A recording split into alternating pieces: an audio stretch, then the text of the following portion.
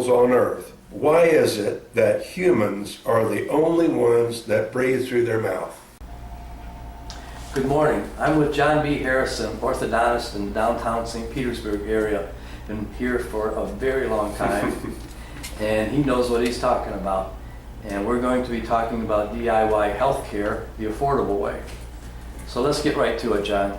What do you mean by DIY healthcare? Well, you see a lot of DIY, do-it-yourself, and I don't mean do-it-yourself by diagnosing yourself and treating yourself. There's an old saying, you'd have a fool for a patient if you did that.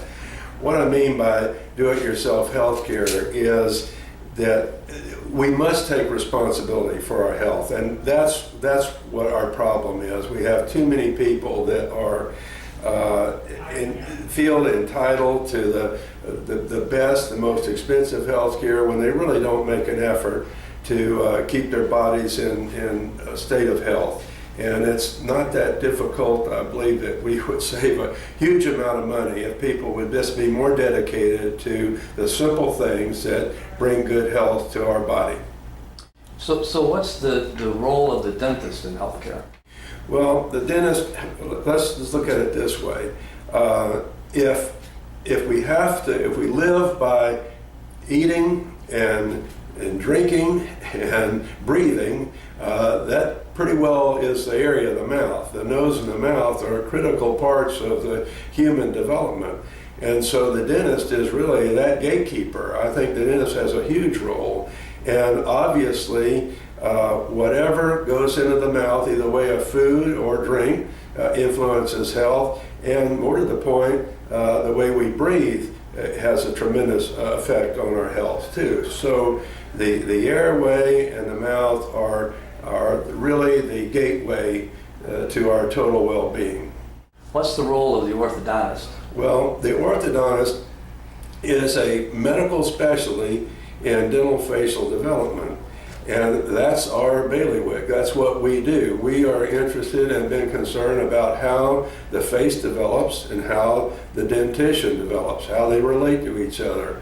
Well, that depends a lot on how well the health of the prenatal infant is, the infant is, and the growing child is. So all of these factors that are adversely affect health certainly adversely affect the way the face and the dentition develop. So it goes hand in hand. So that's why the orthodontist is in a position to see the errors in development early and really do something to modify or to help the patient get back on track.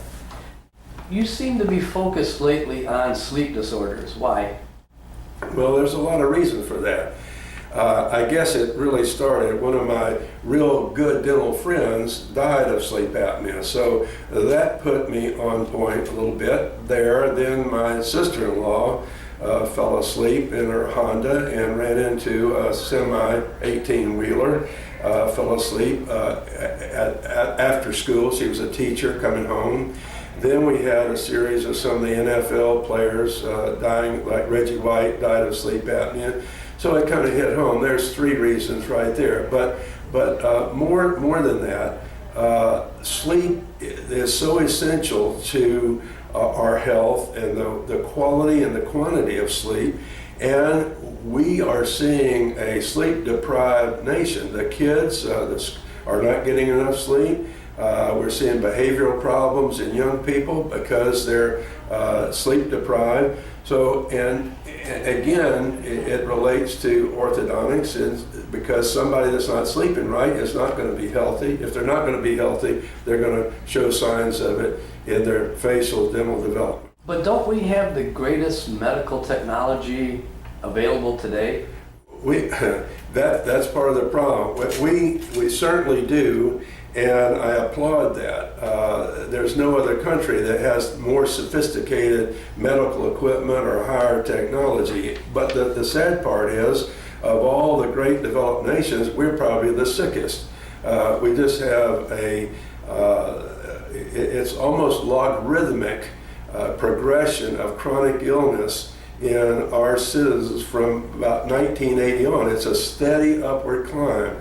So something is wrong in our Western civilization here, or we, that's probably why we have the greatest technology. We need it because we have so many sick people. Well, I think we can prevent a lot of these people from getting sick with a few basic, simple health rules that everybody should embrace and live by. So what's your mission or recommendation for that?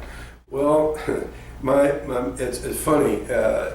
Let's go back to the sleep thing for a minute. If somebody can live probably 4 or 5 weeks without food, and somebody can live 3 to 5 days without anything to drink, depending on the heat or where they live, well, you can't go but 3 minutes without breathing. So I think we have maybe we have it backwards. We have so much emphasis on hydration and nutrition, but we've left out the most important part of breathing is where we need to be focusing our attention.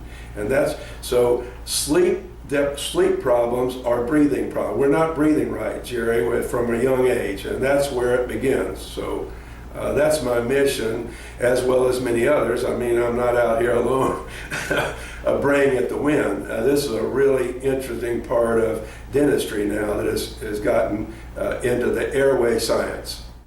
So what's the bottom line, John, here for healthcare? The bottom line, Jerry, is this. Let's start real early. The newborn must be breathing through their nose with their mouth closed when they're asleep.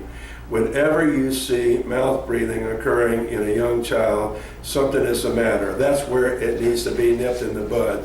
Well, that's not exactly an orthodontic problem, because we don't deal with infants and toddlers. So we usually see people beginning around age 6, 7, 8, right in there.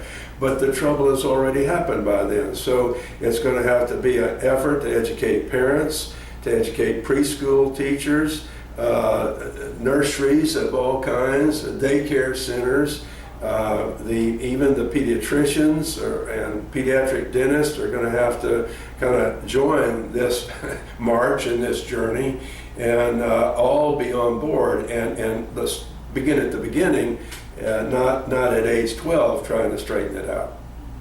John, you had mentioned that all newborns need to breathe through their nose and not their mouth. But what if they are breathing through their mouth? What do we do about that? All right.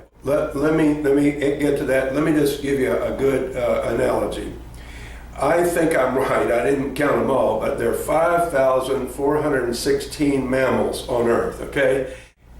Only one of those mammals breathes through their mouth, and that's mankind. All mammals, that is, breathe through their nose. The cheetah at 70 miles an hour, breathing through his nose. All the Kentucky Derby horses, Pimlico, Belmont, all those horses finish that race breathing through their nose.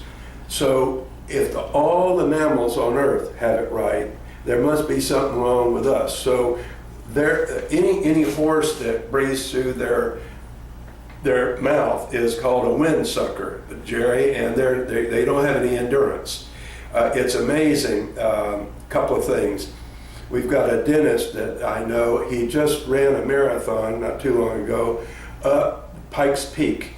He ran the whole marathon with this tape across his mouth so that it forced him to breathe through his nose. Now that takes some training and practice. So what we're all about is taping people's mouth closed so that they learn to breathe through their nose, and the more you breathe through your nose, the better you can breathe through your nose. So is this a nighttime activity or it's a daytime? It's a nighttime. We teach people, they first need to at least get an hour of tape. Here we go, right here. Now, that forces you to breathe through your nose.